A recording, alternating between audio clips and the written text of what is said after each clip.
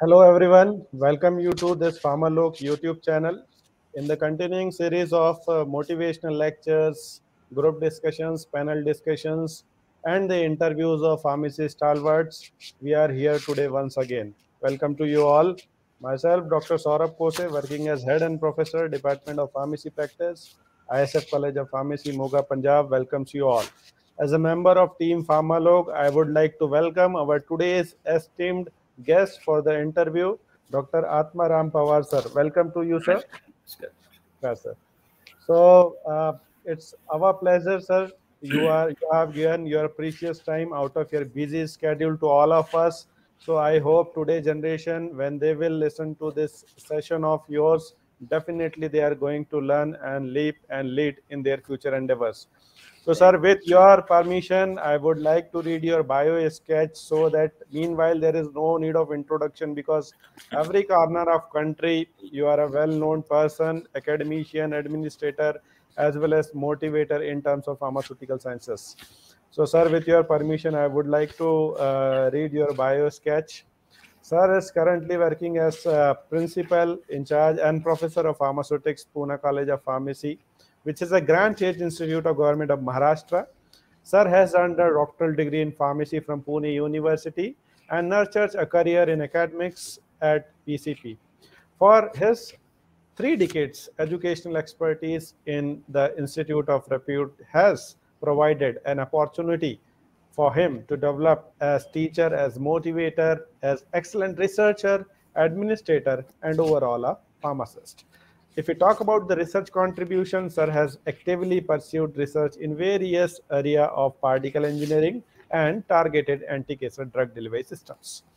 He has credit of 4 patent applications, 124 international and 39 national peer-reviewed research papers with Google Scholar H Index 34, Scopus listed 99 publication, I10 Index 83, and have guided more than 1 dozen PhD students and half dozen are already registered under Sir. If we talk about the academic contribution of Sir, have particularly interest in incorporating new concept in teaching and modernization of the curriculum syllabus. And Sir has also incorporated modern concepts in teaching or dispensing pharmacy with practical based approach since 2004. And Sir has been awarded with IJPR Professor B.M. Mittal National Award 2007. Acceptance of more than 1 dozen books authored by Sir is the oration as well as written reflection excellence skill, which includes the new subjects of many Indian university on name of the book entitled Modern Dispensing Pharmacy, which is in the UG curriculum. If we talk about the membership in the academia and the professional bodies, Sir has served as member scientific services in 65th, 67th, 69th IPC, Chairman Scientific Services 19th Epticon, and in organization of 54th IPC and IAPC conferences. Sir has also served as member PharmD committee and member BPharm Syllabus Committee of Pharmacy Council of India, has served as Dean BVDU BOS member at University of Pune, Shivaji University, BAMU Aurangabad, Solapur University, KL University, JSS University, Dr. D.Y. Patil University, Mumbai, KIMSDU Karad. And Sir has also worked as Secretary IAQC, NAC, and Advisory Board NVIT Institute since 2012. If we talk about the social contribution, Sir has contributed more than designing programs to reach out to the society to explain and uplift the image of pharmacy profession. And in the wake of this, Sir has published 3 books in Indian languages, published more than 75 articles in leading newspapers that have received special attention and award from Maharashtra Sahitya Parishad, Pune in 2021. Sir has engaged 30 public meetings, participated in 3 panel discussions, 8 expert opinion on print media as well as visual media. And from September 2019, Sir has launched YouTube channel Yes, I Am a Pharmacist, addressing the patient-related concern about drugs. And Sir has delivered more than 300 invited lectures, including symposium, speeches, etc. We talk about the professional contribution through more than 83 continuing education program for pharmacists for retail as well as wholesale, community, hospital pharmacists is conducted by Sir under MSPC and CPDIPA. Sir have trained thousands of pharmacists during the presidency of IPA Pune and have started mega celebration of National Pharmacy Week, initiated IPA Pune Lifetime Achievement Award, and presently serving as convener of IPA Pune local branch. And sir has received many awards, recipient of 11 prestigious awards that includes an international award, Healthcare Leadership Award by World Health and Wellness Congress in February 2020, 4 national awards, Best Teacher Award at 54th IPC Trust 2005, Professor B.L. Mittal National Award 2007, APTI's Teachers of the Year Award 2015, IPA Fellowship Award 2018, and in-house awards like Outstanding Teacher 2011, Best Researcher Award 2015 of Bharati Vidyapeeth University, Maharashtra Sahitya Parishad Pune in 2021 for writing on medicines, Dr. K.M. Parikh IASTM Award 2022 in being declared for him.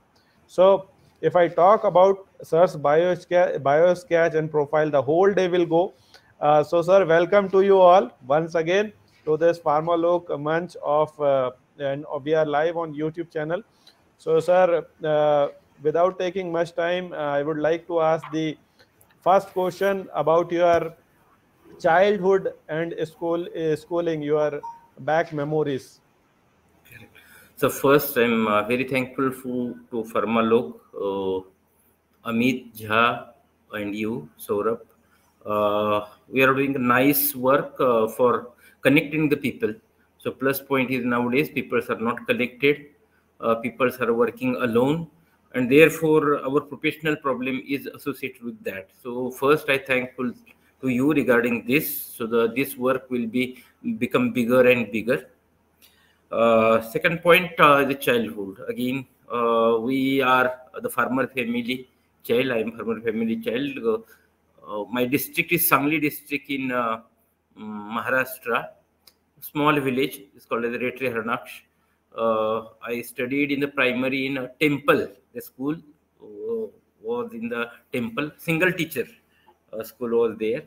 Then for school going, I went to Rayat Shikshan Samstha. There is a big name, Karmavir Bhaurao Patil, who had this Rayat Shikshan Samstha for earn and learn type of schooling. So for that, it was 7 kilometers from my place and my home at present also in the farming only.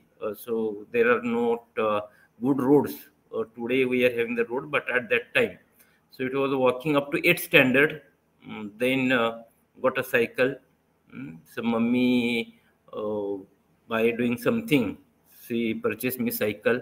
And when I went to the 10th, I got watch also because I was to have to read at that time more.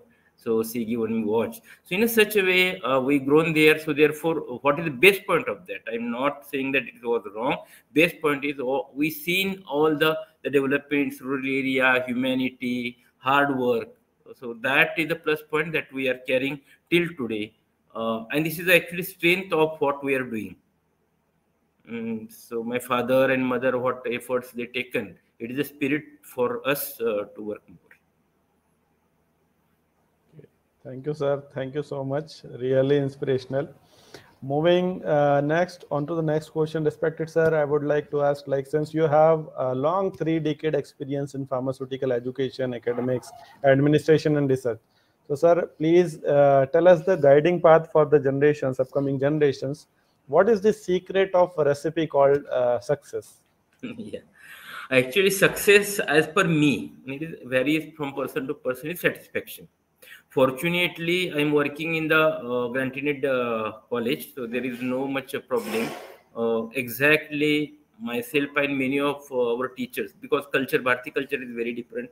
We don't know exact salary also, because we believe in more satisfaction.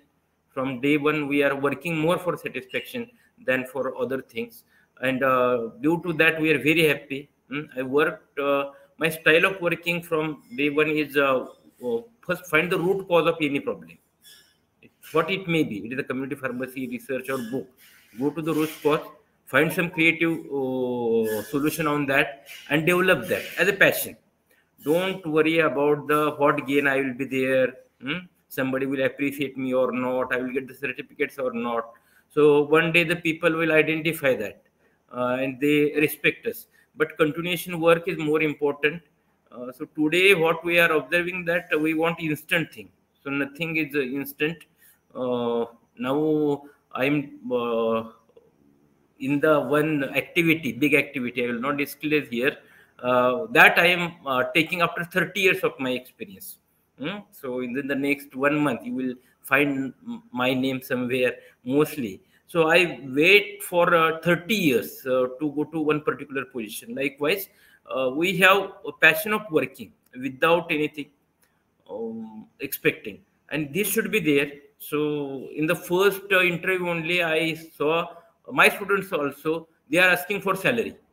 अरे भाई, आपका भी बीफार्म हुआ है, M form हुआ है, industry में गए नहीं और आप सैलरी कैसे एक्सपेक्ट करते?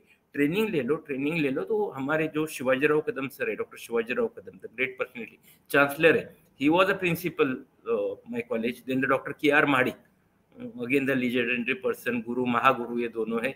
उनसे हम बहुत सीखे हैं कि काम करते जाओ. तो हम काम करते थे और चिंता वो करते थे, इसका क्या करना आगे, इसको क्या बनाना, क्या नहीं बनाना. तो इस टाइम में जाओ, काम करते जाओ, सब लोग देखते हैं, उनको भी काम करने वाला ही लगता है.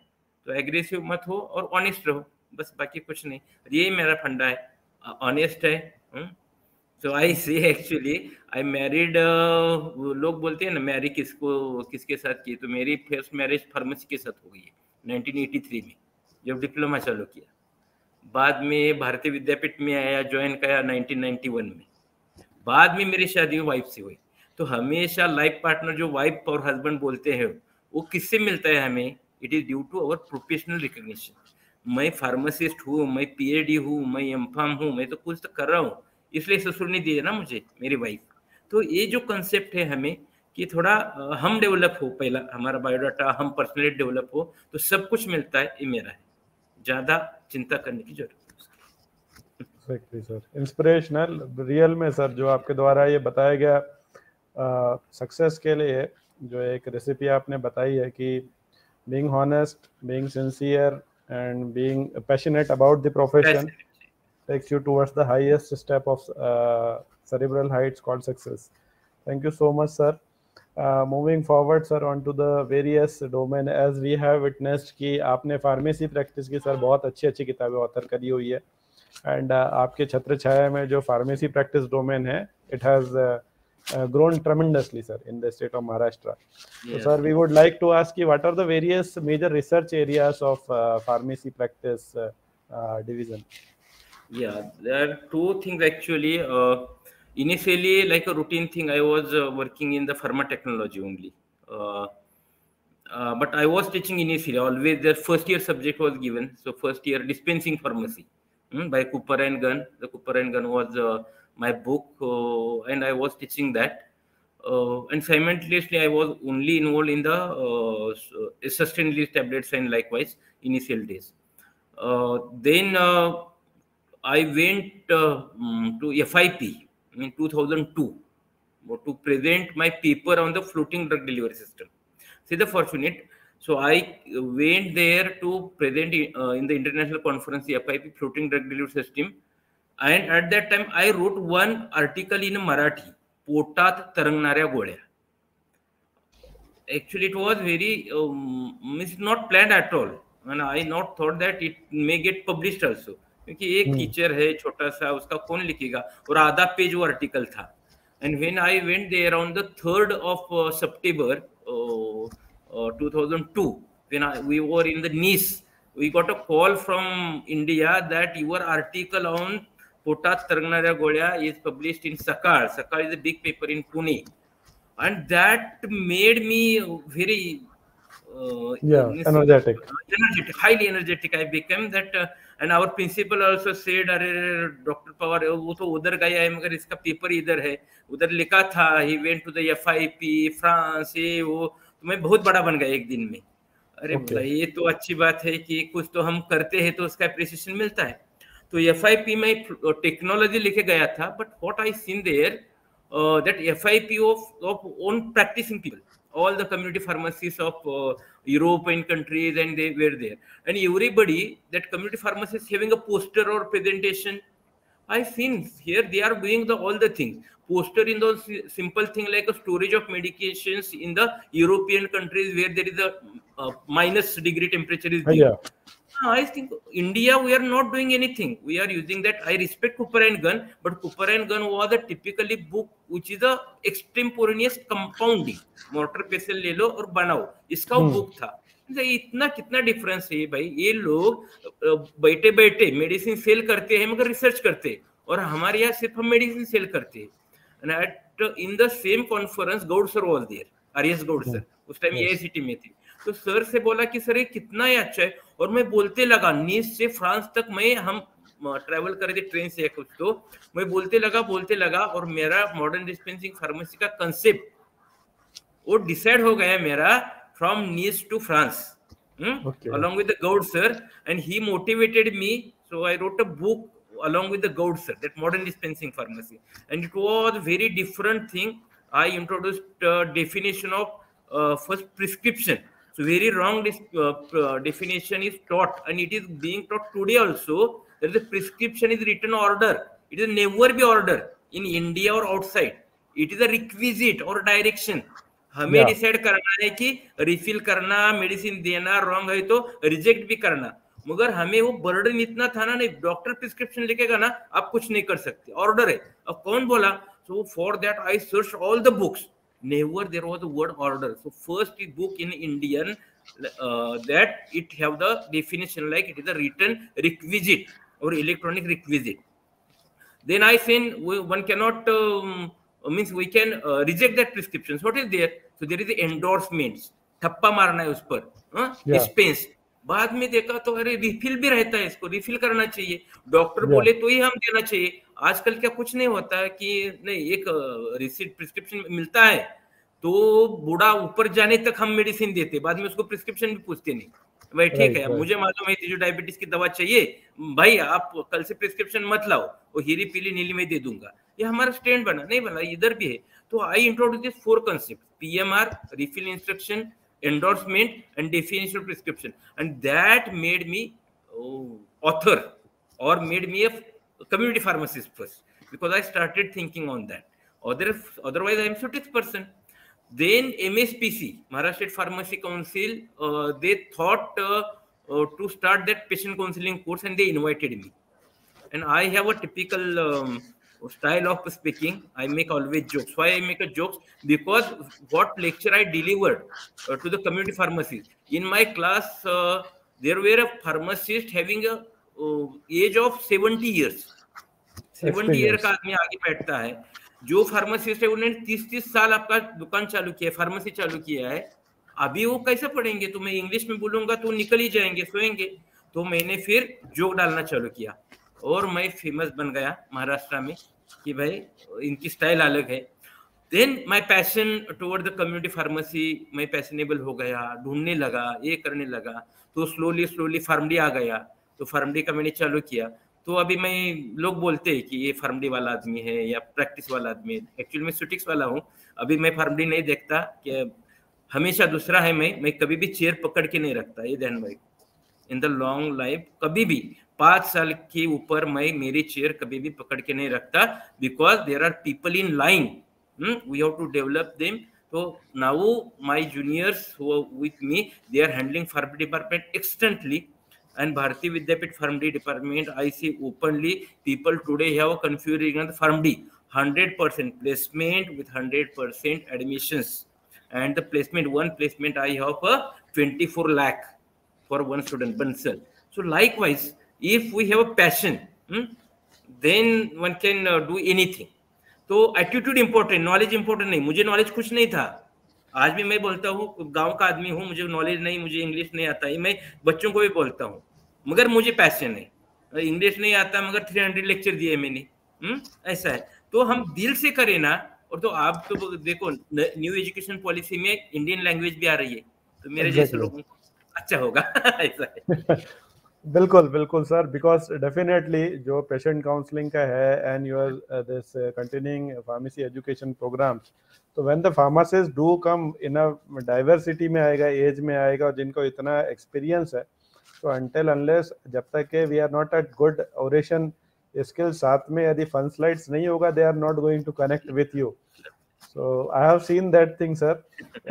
So definitely one path guiding step from your side in the FARMD era. Thank you so much, sir. Next, moving, sir.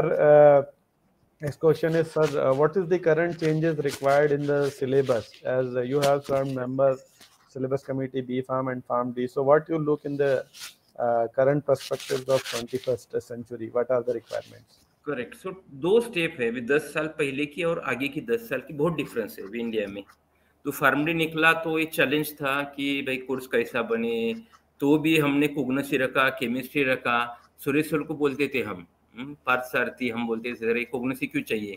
नहीं बोला ये सिलेबस भी तैयार नहीं होगा, क्योंकि हमारे यहाँ कोग्नसी वाले, केमिस्ट्री वाले बड़े बड़े लोग हैं ना, वो बोलेंगे सुरेश सर क्या आपने बनाया. तो ऐसे सब्जेक्ट सब थे पहले. अभी मैं रिवाइज किया, हमने रिवाइज किया है. इट इज लग जाएगा. अभी नए प्रेसिडेंट आए हैं मोन्टू पटेल सर, वो अभी करेंगे. करवेकर sir told something new syllabus on the way, right? Yeah, it is now ready.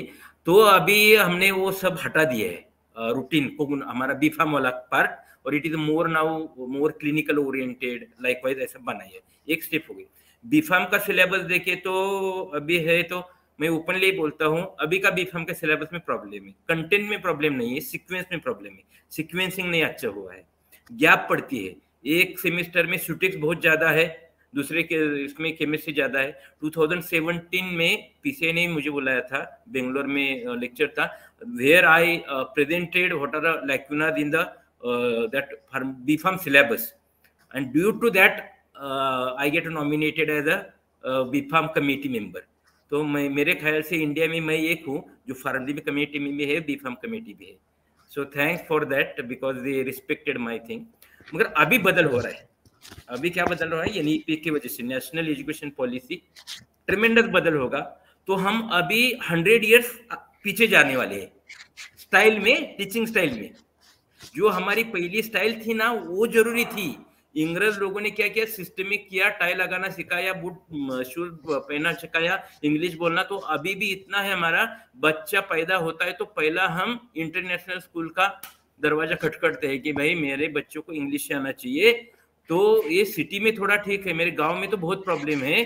बच्चा इंग्लिश स्कूल में जाता है, वो कुछ नहीं, रट्टा मारता है. बाद में 10th के बाद उसको पूछ लो, कुछ भी नहीं आता, क्योंकि वो रट्टा मार के छोड़ देता है हमेशा.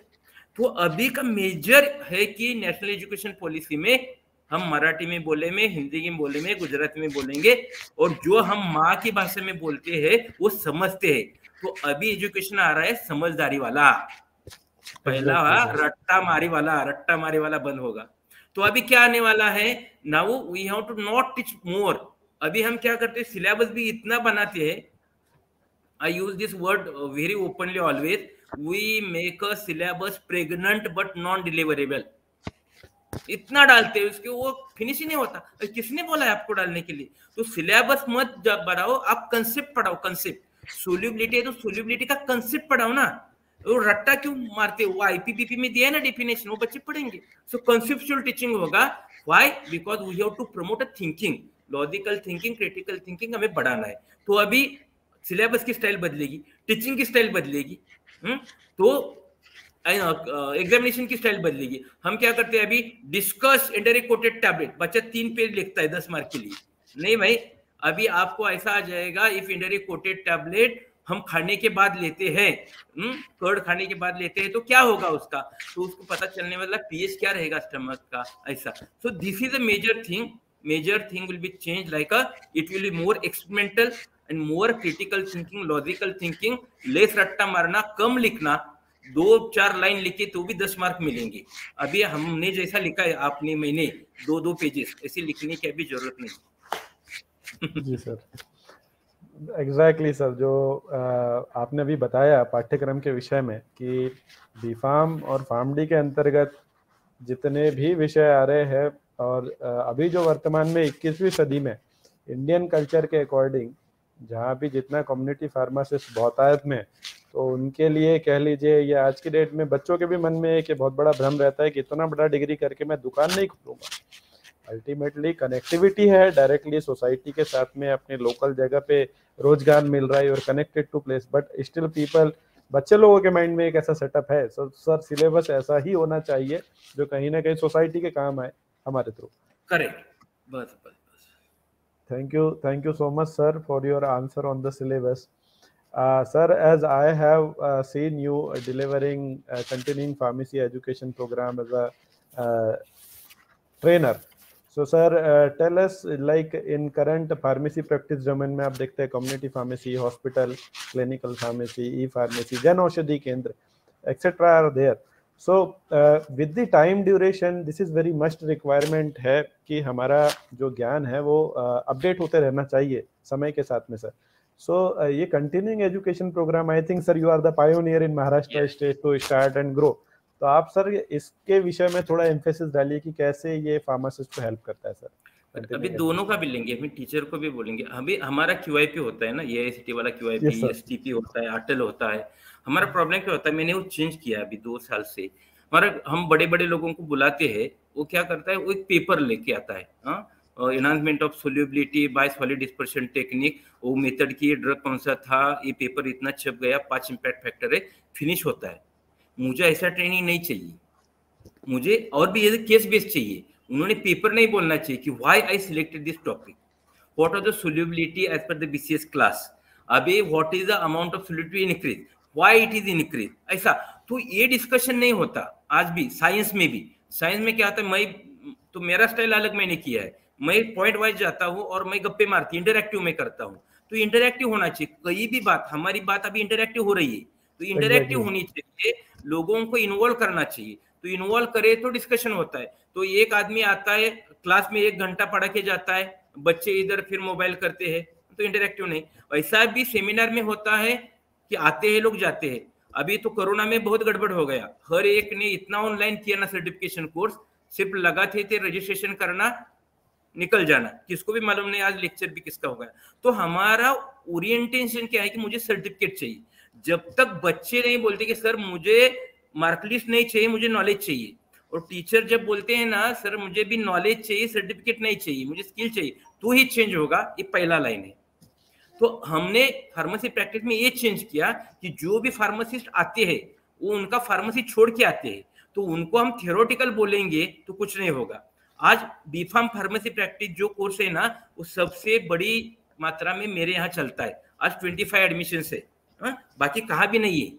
तो क्यों है मेरे यहाँ चलता कि my teacher, I train my teachers, we speak like adult education, book भी कुछ नहीं लेते, आपको क्या मालूम है उसे पकड़ते हैं। एक्सपेक्टर में कौन सा मेडिसिन है, क्यों मेडिसिन है, ऐसा बोलना चालू करते। सो आवर ऑल QIP और STC should be interactive first and it is given in the NEP also. तो नाउ देखो, तो हम जब एक 25 ईयर जिसने कॉलेज में नहीं गया उसको ट्रेन कर सकते हैं, वो आदमी आके BPP में एडमिशन लेता है 2 साल के लिए, तो हमारी थी बहुत जीत हो गई है, ओके नहीं? तो क्यों होता है ये कि you make it a simple and interactive, नहीं तो लोगों को लगता है कि मेरा लेक्चर अच्छा हो गया क्योंकि किसको भी समझा ही नहीं, बड़ी बड़ी बातें, बड़े बड़े इक्वेशन करके जाना, इससे कुछ फायदा नहीं। इतना ही मैं मैसेज देता हूँ, सिंप्लिसिटी में जाओ। बिल्कुल बिल्कुल सर, बिकॉज लाइक ये उस तरह का काम है कि आप यदि बच्चों को तो पढ़ाते हैं, बच्चों को पढ़ाने के साथ में सर आप ट्रेन द ट्रेनर, जो TOT का कॉन्सेप्ट है, जैसे आप इसमें देखते हैं, तो यहाँ पर जो व्यक्ति एज अ फार्मासिस्ट आता है वो अनुभवी है, वो अपना सर धंधा छोड़ के आ रहा है, तो यदि स्किल अपलिफ्ट नहीं हो रहा है, जैसे अभी भी इंडिया में ऐसा बहुत सारा प्रॉब्लम है sir, counterfeit medicine are there, नकली दवाइयों का प्रॉब्लम है, अनयूज्ड एंड एक्सपायर्ड मेडिसिन का सेफ डिस्पोजेबल्स का प्रॉब्लम है, prescription it is not computer operated until unless NABH operations में तो होता है। तो तमाम तरह की ऐसी चीजें हैं जहां पर अभी भी हम देखते हैं कि मेडिकेशन एडहेरेंस के लिए बहुत सारी प्रॉब्लम है। I think being as a, जो आपने CEP में इतना अच्छा काम किया है सर, 300 लेक्चर दिए, I think Maharashtra is the one of the state in India कि जहाँ सबसे ज्यादा फार्मासिस्ट है and they holistically follow good pharmacy practices, GPP. So thank you so much sir for your this tremendous contribution to the pharmacy profession. Sir next coming to the sir 21st century, लाइक आपने एक YouTube channel बनाया, yes I am a pharmacist, so it is a very driving motivation and source for the budding pharmacist of today's generation, tech friendly है, As a technocrat, sir, what are your future steps and plan in this series? Like we are very eager ये जानने के लिए कि आगे आने वाले समय में सर और क्या क्या ज्ञान वर्धन हो सकता है सर आपके यूट्यूब चैनल से। अभी ये बनाया तो 2018 में गणेश जो हमारा घर में आता है उस दिन बहुत सोचा तो बहुत था कि ये करूंगा वो करूंगा, मगर इतना लोड है, वर्कलोड। अभी तो माडिक सर भी उन्होंने मुझे काम दिया है तो प्रिंसिपल बना हूँ, नहीं तो अभी मुझे आपके जैसी टीम बनानी पड़ेगी, इतना है। तो मेरी टीम बनेगी ना तो ये मेरा चैनल जोर से चलेगा। अभी मैं ही अकेला करता हूँ, आइडिया तो बहुत है मगर टाइम नहीं है, एक टेक्निकल सपोर्ट मिलना चाहिए। और मेरा फोकस 2 है कि मेरा पहला पेज था, मेरी मॉडर्न डिस्पेंसिंग फार्मेसी लिखने के बाद पहला क्या किया, मराठी लिखना चालू किया, क्योंकि फार्मासिस्ट की इमेज बढ़ाना है तो पहला सोसाइटी में चाहिए ना एक कौन है, उनको मालूम रहेगा कि फार्मेसी ये करता वो करता तो रिस्पेक्ट देंगे। उनको मालूम ही नहीं ना ये क्या करता, वो सिर्फ मेडिसिन देता, इतना ही मालूम है।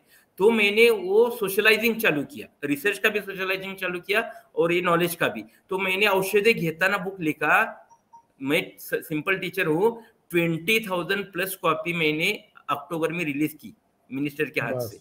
ऑनरेबल उदय सामंत हमारे एजुकेशन मिनिस्टर थे, हमारे खुद के जो है वो मराठी के मिनिस्टर है विश्वजीत कदम साहब, उन दोनों ने। बहुत अच्छा लगा मुझे कि मैंने वो बुक लिखा था कि फार्मेसी क्या है लोगों को समझे, और इतना बुक चलता है वो। वैसा जेनरिक फार्मेसी का भी बुक है, सिंपल है, लोगों को जेनरिक फार्मेसी यानी अमेरिका मालूम है। आज भी किसी का लेक्चर डॉक्टर पवार छोड़ के किसी का भी लेक्चर सुने तो पूरा जो बाइक बैलेंस स्टडी वगैरह सब अमेरिका लगता है ना, वो लिखते हैं, क्योंकि मटेरियल ही नहीं है।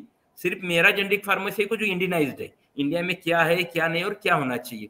तो हमारा इतना ही है कि हम हमारे मिट्टी के लिए काम करें भाई हमेशा, तो खुशी मिलेगी, सेटिस्फेक्शन मिलेगा, तो रिस्पेक्ट मिलता है। इतना ही मुझे है कि ये चैनल बनाने के लिए मेरे लोग तो मैं मराठी और इंग्लिश में करता हूँ काम, मगर अभी अमित से और आपसे एनर्जी लेके टीम बनाऊंगा तो अच्छा होगा। Definitely sir, we are always with you sir. तो क्योंकि this is one of the source जहाँ पे sir vernacular language, regional language का जो एक होता है कि जब हमारे पास में यदि फार्मासिस्ट है और सबसे बड़ा पर्सपेक्टिव स्टॉक होल्डर इज मरीज, पेशेंट जिस भाषा में समझे तो कम्युनिकेशंस बिकम वेरी इजी। तो लोक व्यवहार वही एक एकेडमिक्स और टीचिंग का भी हिस्सा है सर, जो आपसे आज सीखने को मिल रहा है। एक्सप्लेन करता हूँ, मरीज जो समझता है और स्टूडेंट भी जो समझता है उसमें पढ़ाओ ना। गांव से लोग आते हैं, हमने भी बहुत टेंशन लिया है फर्स्ट सेकंड ईयर में, इंग्लिश कुछ नहीं आता था, मुंडी नीचे, क्योंकि टीचर इंग्लिश में बोलता था तो इंसल्ट होने की बहुत बात थी। तो ये भी चेंज करना चाहिए, कॉन्फिडेंस दे दो।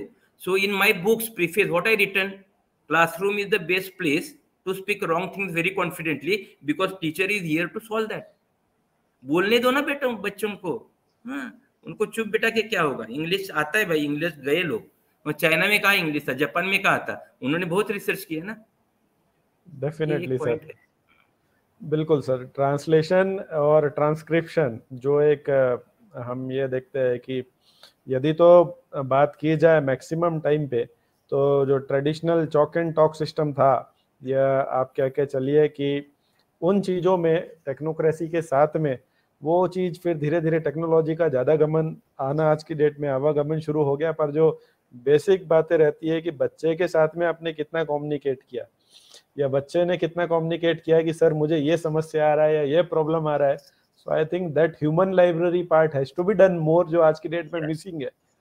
ओके सर, डेफिनेटली सर, ये आपके द्वारा दिए गए जितने भी डायरेक्शंस है ये कहीं ना कहीं हमारी आने वाली जनरेशन्स के लिए हेल्पफुल होने वाले हैं सर। जैसे कि आपका सर अभी 30-35 साल का इतना सर रिच एक्सपीरियंस हो गया है, तो अभी हम लोग 2021 में स्टैंड कर रहे हैं। So what is sir your like sort of prediction कि 2030 तक के विजन 2030, फार्मा विजन 2030 क्या होगा सर? आने वाले 10 सालों में क्या चेंजेस हम लोग देख सकते हैं?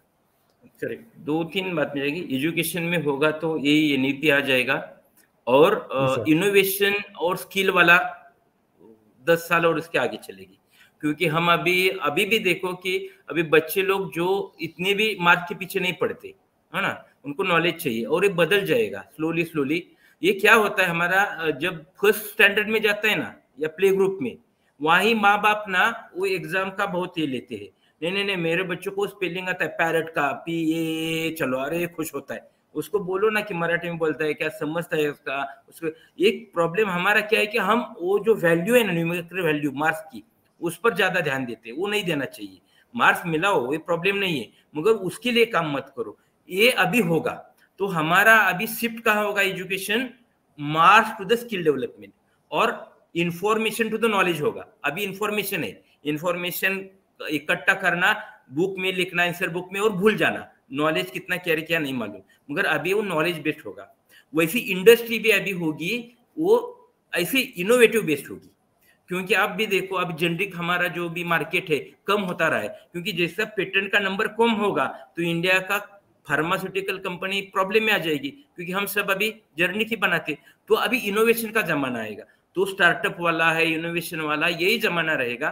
तो एजुकेशन में एनईपी रहेगा और उधर, मगर एक चैलेंज है, चैलेंज भी बहुत इंपॉर्टेंट है। एनईपी बहुत अच्छा है, मगर टीचर के लिए पहला ट्रेनिंग देना चाहिए। आज टीचर सिर्फ वो सिलेबस कंप्लीशन के बारे में जाते हैं, तो उनका दो ही रहता है, sir syllabus 100% completed and we got 100% student passed. ये अभी बदल जाएगा। मैंने कंसेप्चुअल पढ़ाया और इतने बच्चों को स्किल आया, तो पहला हमें टीचर को पूरा ट्रेनिंग देना चाहिए। दूसरी बात है, अभी फ्लेक्सिबिलिटी आ जाएगी सिलेबस में। स्टूडेंट ये फ्रीनेस है स्टूडेंट को। स्टूडेंट आपके कॉलेज में आ जाएगा, दूसरे साल निकल जाएगा, एक साल में लेके, या आपके कॉलेज में आया जाएगा, दूसरे साल दूसरे कॉलेज में जाएगा। तो अभी अट्रैक्ट पॉलिसी हमारी क्या है कि आ जाओ और एडमिशन ले लो, मगर अभी रिटेन पॉलिसी चालू हो जाएगी कि वो आना भी चाहिए, हमारे यहाँ रहना भी चाहिए। तो हमारा टीचर उतना स्ट्रांग होना चाहिए, हमें उतनी डिसिप्लिन चाहिए, नहीं तो कई टीचर का प्रॉब्लम होगा।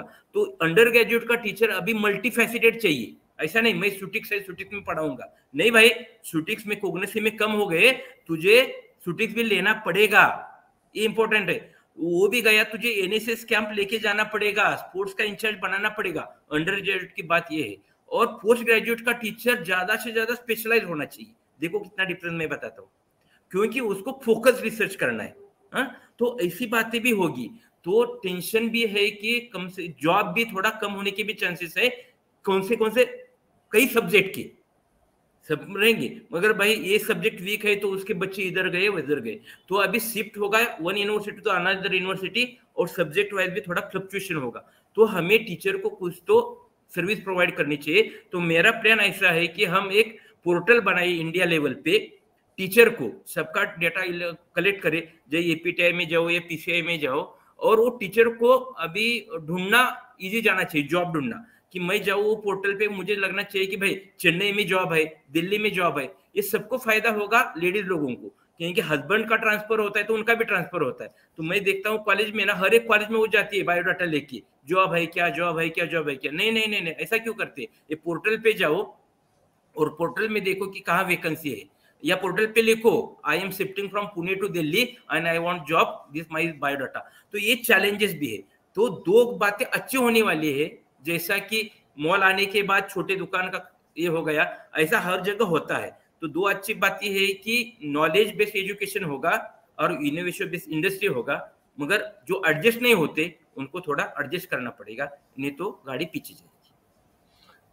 बिल्कुल सर, फ्लेक्सिबिलिटी का सिद्धांत है यहाँ पे सर। और जो एवर चेंजिंग सिनारियो है, तो यदि हम ये बात कहें कि एक बच्चे को यदि ऑलराउंडर बनाना है तो उसके ओवरऑल डेवलपमेंट के लिए इट इज़ नॉट दैट कि, क्योंकि आप देखिए सर डिप्लोमा के अंदर भी फार्मेसी प्रैक्टिस का 4 सब्जेक्ट आ गया, डिग्री 7th 8th में है, then PharmD is already there and masters curriculum do also है।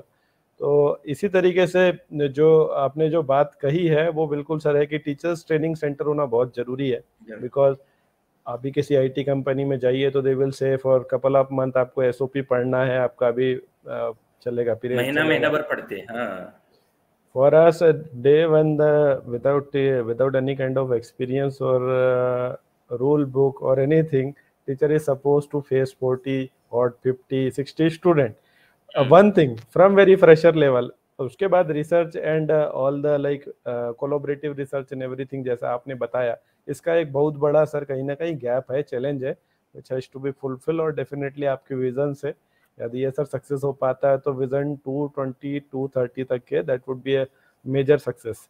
Thank you sir. Next question is sir, जैसे आप देख रहे हैं सर अभी 21वीं सदी में what are the various major challenges you feel as an academician, sir? Because you have seen 1 to 2 centuries shifting Yeah. of the centuries. तो सर आपको क्या लगता है कि what are the various challenges for नहीं, the पहला academic? क्या था, हमें एक जॉब चाहिए था पहला।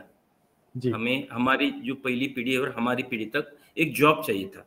तो जी हम उस टाइम ऐसा नहीं देखते कि लव मैरिज है अरेंज मैरिज है, मैरिज हो गया ना हो गया भाई इस जमाने का। हाँ, तो एक मिल गया ना उधर काम करो। तो अभी क्या है, लव मैरिज हो या अरेंज मैरिज हो, लव ही करना नहीं सीखते और उसका डिवोर्स होता है। बात क्या है मेरी कि पहला जो भी पैशन है पैशन से अंदर जाओ। पहला पैशन वाली बात नहीं थी, मुझे जॉब करना है क्योंकि घर में पैसा नहीं है मेरे, मुझे आगे जाना है। अभी माताजी पिताजी के पास पैसा है तो पैशन से जाओ, मगर दिल से काम करो।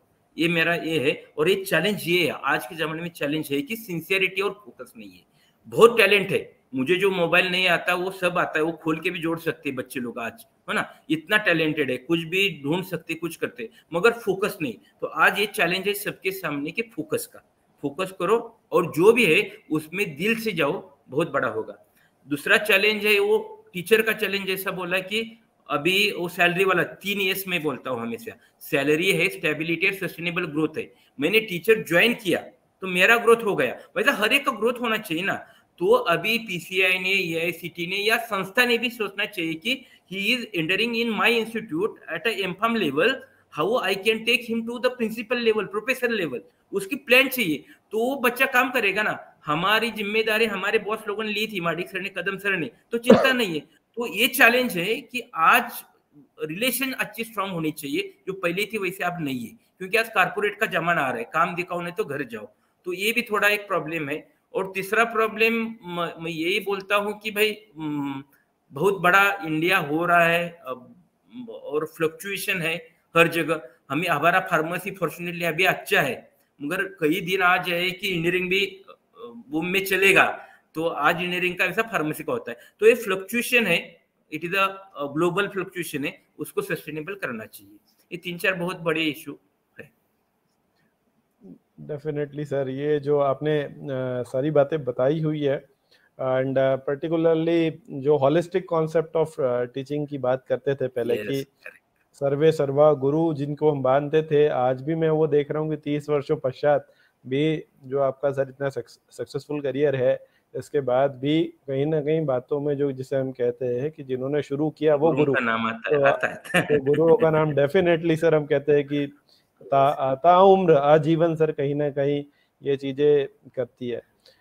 सो सर, एज अ ओवरऑल आपका जो अनुभव है सर, इतना मतलब मुझे भी इतना अच्छा लग रहा है आपसे बात करते हुए, तो मैं आपसे पूछना चाहूंगा सर कि ऐसे आपके जीवन में कुछ किस्से हुए होंगे या वाक्य हुए होंगे जो आप हमारे श्रोताओं के साथ शेयर करना चाहते हो फार्मा से संबंधित।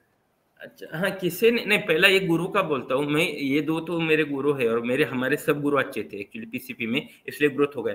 मगर मैं गुरु मैं मानता हूँ खार सर को, एलडी पटेल सर को, उधर रामभाऊ सर को, कोकाटे सर को। ये जो आते थे ना हमारे यहाँ उस टाइम एमफार्म के लिए, पीएचडी के लिए आते थे, तो हमें रिसर्च पढ़ाते थे। खार सर, एलडी पटेल सर ने ऑप्टिमाइजेशन पढ़ाया, रामभाऊ सर ने सोल्युबिलिटी का कंसेप्ट ये पढ़ाया। तो ये हमारे रेगुलर गुरु नहीं है। अगर आज भी खार सर को पूछ लो, आत्माराम पवार, वो पक्का बोल देंगे। तो ये मन में है हमारे, कि वो आए एक दिन, उन्होंने ऐसा बताया तो हमारा चालू हो गया उस पर थिंकिंग। तो गुरु का स्थान बहुत बड़ा है, कंप्यूटर कोच भी रिप्लेस नहीं कर सकता। इसलिए एनईपी का कंसेप्ट वही है कि होलिस्टिक एंड इंटीग्रेटेड चाहिए, कि भाई अभी बस हो गया आपका एक केमिस्ट्री पढ़ना, केमिस्ट्री पढ़ोगे और बायोलॉजी मालूम नहीं, थेरेप्यूटिक्स मालूम नहीं, टॉक्सिटी मालूम नहीं, वो ड्रग सिंथेसिस करके क्या करेंगे आप। तो अभी होलिस्टिक अप्रोच है, गुरु भी होलिस्टिक चाहिए, एजुकेशन भी चाहिए और हमारा नॉलेज भी चाहिए, ये इंपॉर्टेंट है। अभी हमारी बात क्या थी, नहीं भूल गया। इट वाज सर कि आपके जितने भी किस्से सर फार्मेसी से संबंधित यादगार आप बताना चाहते हैं। या किस्से तो है, पहले मैं बोलूंगा, डायरेक्टली बोलता हूँ बच्चों को ही कि भाई डरो मत, क्लास में किसी से भी मत डरो। मेरे भी आज भी मेरे सब टीचर है, 60 टीचर है मेरे पास। डर नहीं है। कोचिंग और डेमोक्रेटिक वाली पॉलिसी है, अरे इंक्लूसिविटी और पॉजिटिविटी मेरा मैनेजमेंट है, हो ना। तो आप गलती मत करो, डरो मत, आ जाओ। तो क्या होता, आदमी खुल के बोलता है, he explain and he trust you. हम कमांडिंग करेंगे, सिर्फ डांटेंगे, ये करेंगे तो प्रॉब्लम है। तो हमारी शुरू की बात ऐसी हो गई, हम बहुत डरे थे। मैं तो कॉलेज छोड़ के गया था सर, बीफार्म, मैं अभी यही बोलता हूँ। मैं ये सबको डर के मैं माइक्रो का पेपर सेकंड ईयर का नहीं दिया, सेकंड ईयर बीफार्म का। उस टाइम मेरा फेल है मैं उसमें, क्योंकि मैं छोड़ के जाने वाला था सेकंड ईयर। बस ये भाई इतना पढ़ने का, उस टाइम पैसा भी नहीं मिलता था, 700 रुपए मिलते थे यहाँ लोगों को जो इंडस्ट्री में जाते थे। तो ये सब करके 4 साल करके, मैं तो डिप्लोमा पहला था, मैं बोला घर में जाके मैं मेरा शॉप वगैरह निकालूंगा, ऐसा करूंगा, इसलिए गया। मगर जाते समय ये बहुत सेंसिटिव बात है मेरे लिए, और मैं मेरा जो ग्रोथ है उससे है कि मेरी माँ, मैं फर्स्ट ईयर डिप्लोमा में था तभी गई कैंसर से। तो उस टाइम पैसा हमारे पास कुछ भी नहीं था। मेरा भाई भी पढ़ता था, एमएससी जाने वाला था, मैं डिप्लोमा जाने वाला था। तो ऐसा चलता था कि दोनों में एक कौन तो एजुकेशन बंद करे। तो माँ बेड पे थी मेरी, उन्होंने बताया कि एजुकेशन नहीं बंद करने का, हमारा जो भी लैंड है, लैंड आप बिकना चालू करो, मगर बच्चों का एजुकेशन रुकना नहीं चाहिए। और that I sentence written in my Marathi book, जो कवर है ना उसमें लिखा है मैंने, and that is the tag line for my growth. तो उस टाइम मैं यहाँ से तो पेपर बंक करके गया था घर, मगर घर जाते जाते ही मैंने सोचा था कि मैंने माँ ने क्या बोला था कि पढ़ना जरूरी है। तो उधर जाके पिताजी को बोला सॉरी मैं पेपर छोड़ के आया हूं, मगर मैं जा रहा हूं वापिस। मैं आया और जो चालू किया, तो अब तक मेरा चालू है फार्मेसी। तो एक पॉइंट है कि कहाँ कहाँ जो भी संस्कार है या कुछ ऐसा बहुत बड़ा इमोशनल ये रहता है ना, वो बहुत एनर्जी देता है। तो एक मेरा सबसे ये है कि जो, और हमारे लाइफ में 2-4 ही लोग बहुत क्लोज रहते हैं, माँ बाप बीबी। बेटे की गारंटी नहीं है, बेटे की भी गारंटी नहीं है, तो उनका हम रिस्पेक्ट करें, और गुरु का, तो गाड़ी अच्छी चलती है।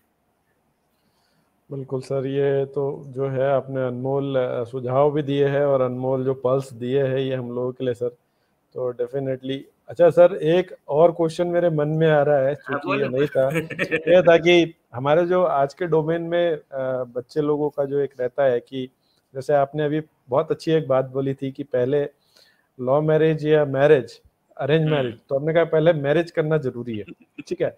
तो इस तरह से जॉब्स को लेके एक बहुत दुविधा रहती है बच्चों के मन में कि किस डोमेन में जाए, क्या करे, कितना स्टार्टिंग होगा, मतलब बहुत जल्दी एक तरीके का सर मन में रहता है लोगों के कि बहुत अच्छा ग्राफ आए करियर का, बहुत हैंडसम पैकेज हो, सैलरी पैकेज हो।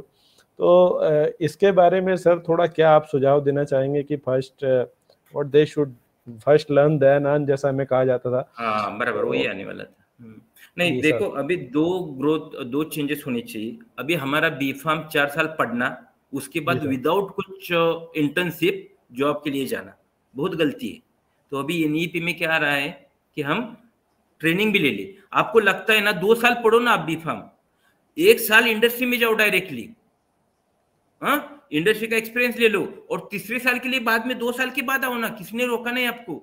अभी क्लास में एक एज के बेटे नहीं रहेंगे, बाप लोग भी रहेंगे और बेटे लोग भी रहेंगे, ये देखो कई साल के बाद। क्योंकि मुझे इंटर्नशिप चाहिए सर। मुझे मैंने देख, जो लोग एमबीए करते ना डायरेक्टली, मैं बोलता हूँ क्यों करता भाई, तुझे मार्केटिंग करना है ना एमबीए, तो पहले 2 साल मार्केटिंग करना, तुझे एक्सपीरियंस ले और एमबीए कर, तो कितना नॉलेज आ जाएगा। तो हमारी बात क्या है अभी कि इंडस्ट्री में जाते हैं तब हमारा जीरो से चालू होता है कि इंडस्ट्री क्या है, कैसा ट्रेनिंग है, क्या फील्ड है। फिर उधर जाके पता चलता है अरे अरे नहीं नहीं ये तो गड़बड़ हो गई, मुझे तो ये नहीं जमेगा। तो हमारे जमाना गया, हमारी शादी माँ बाप ने लगाई, हमने बीबी के प्यार किया, हमारी जिंदगी अच्छी चली। अभी की नाम जमाने में नहीं है, वो लव मैरिज भी करते हैं, लव करते 5 साल, बाद में 2 साल मैरिज करते हैं और तीसरे साल प्रॉब्लम होता है। क्योंकि ये प्रॉब्लम है, ग्रोथ का मॉडल चेंज हो गया। अभी एक ग्रोथ मॉडल में सबसे अच्छा सोल्यूशन है कि before completion of your under graduate you should have a good internship. तो वो 2 महीना मार्केटिंग में काम करेगा, 2 महीना प्रोडक्शन में काम करेगा, तो उसको पता चलेगा कि मुझे भाई प्रोडक्शन में जाना है, क्योंकि मार्केटिंग घूमना पड़ता है। नहीं तो मेरे पास एक महाजन करके स्टूडेंट है, डायरेक्ट नाम बोलता हूँ, उसने एमबीए मार्केटिंग किया, मार्केटिंग करने के बाद एरिया मैनेजर बना, और एक दिन मेरे पास आया कि सर मुझे जॉब चेंज करना है, मुझे एकेडमिक्स में आना है। भाई क्यों आना है एकेडमिक्स में? नहीं नहीं, घूमना बहुत पड़ता है। अभी तू एमबीए किसमें किया? मार्केटिंग में। तो उस टाइम तुझे पता नहीं चलता था कि मार्केटिंग घर बैठे होता है या बाहर जाके होता है, नहीं उस टाइम पता चलता था। तो तूने एमबीए किया, मार्केटिंग, एरिया मैनेजर बना, अभी तुझे पता चला 10 साल के बाद कि मार्केटिंग में घूमना पड़ता है, it is a travel job. तो गलती हो गई ना। तो अभी बोला, ये मेरा रेगुलर लेक्चर है, टॉक में रहता है कि लव मैरिज और अरेंज मैरिज वाला। अभी मैं बोला तेरा मार्केटिंग के साथ मैरिज हुआ है, लव या अरेंज है भूल दे, वो काम कर, तू बड़ा बन जाएगा, एक दिन तू साफ बन जाएगा और एसी में बैठेगा, मगर तुझे 4-5 साल काम होगा। और आज वो एसी में बैठता है, वो प्रोडक्ट डेवलपमेंट मैनेजर है, वो बाद में एकेडमिक्स में नहीं आया। तो हमें एडजस्टमेंट चाहिए, तो एक्सपोजर देना, मेरा एक ही लाइन बोलता हूँ कि हमें अभी कॉलेज के दौरान ही स्टूडेंट को एक्सपोजर देना चाहिए कि भाई ये शुगर है वो स्वीट है, और ये मिर्च है वो तीखी है, ये हमें कब पता चलेगा, उसको चखने तो दे, समझे? डेफिनेटली सर, ये जो आपने बातें बताई है ये इसी तरह बताती है कि you have to personally believe कि लर्निंग एक नेवर एंडिंग प्रोसेस है और नॉलेज इज एवर ग्रोइंग। तो प्रॉब्लम सॉल्विंग एबिलिटी और कॉलेज लाइफ के दौरान ही sir verbal written communication skills, comprehensive problem को सॉल्व करना, डिप्लोमेटिकली आज की डेट में बहुत ज़्यादा लोग ऐसे मिलते हैं मार्केट में जो सर डिविएट कर देते हैं, तो कहीं ना कहीं आपके जैसे गुरुओं का होना बहुत जरूरी है sir, for giving the directions and a right path so that कि वो फुल स्टेप्स पे चल के आगे ग्रोथ कर सके। तो sir in the and my final question for you is sir, आपको इस मंच पे आके सर कैसा लगा फार्मा लोग नहीं, पे? बहुत बहुत अच्छा लगा, ये दूसरी बार आ रहा हूँ। पहला जी अमित ने वो लेक्चर के लिए बोला था, हमारा ये था नेशनल फार्मेसी डे पे शायद मैं आया था, उस टाइम ये फार्मेसी वीक जो रहता है उधर, in the first line only I said I appreciate you. अभी बहुत बड़ा बन जाएगा ये देखो, क्योंकि आपकी टीम है ना, और एजुकेटेड लोगों की टीम है, तो काम करने के लिए एजुकेशन लेना है, काम कौन सा भी करो मगर हम एजुकेशन क्यों लेते? जॉब के लिए लेते। तो आपकी स्ट्रेंथ किसमें है? You are not thinking that this pharma look will be some earning machine, आपकी सोच नहीं है, तो ये बड़ा बन जाएगा।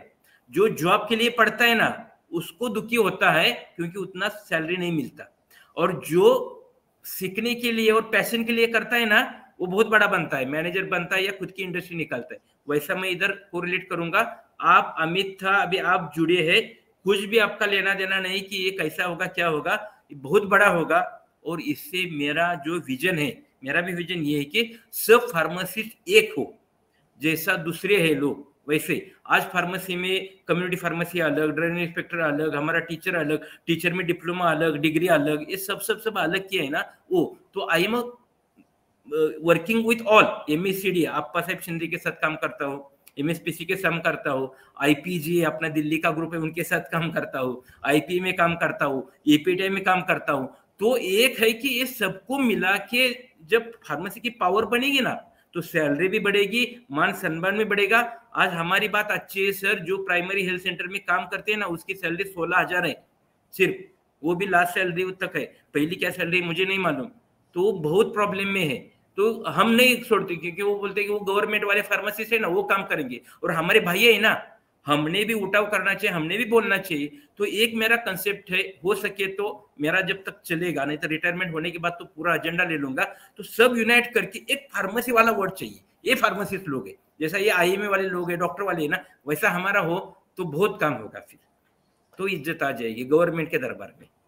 राइटली सेट, जैसे सर फिजिशियन के केस में तो नहीं, होता है। उसमें आप काम करना है। हाँ, मैं भूल गया, इसके लिए आप जैसे लोगों की मुझे जरूरत है, हमें जरूरत है, हम आपके साथ जुड़ा हूं, और फार्मा लोग को ऐसा स्टैंड बनाएंगे कि गवर्नमेंट के लोग आपको बुलाना चाहिए कि भाई आ जाओ, हमें बताओ क्या करना है। डेफिनेटली सर, आपका आशीर्वाद, आप your blessings, your good books, good wills definitely directions देंगे सर टीम फार्मा लोग को।